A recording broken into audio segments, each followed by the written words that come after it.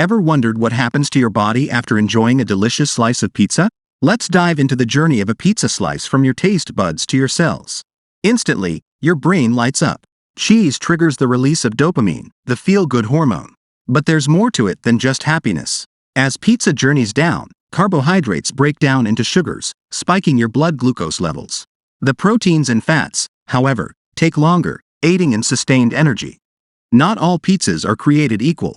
A slice with whole grain crust, veggies, and lean proteins can nourish your body, offering fiber, vitamins, and minerals.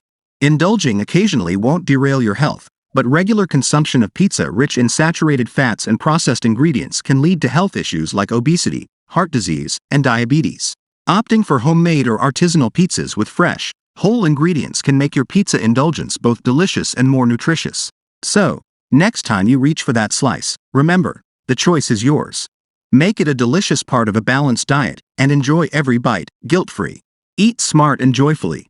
For more insights on how your favorite foods impact your health, subscribe and stay tuned.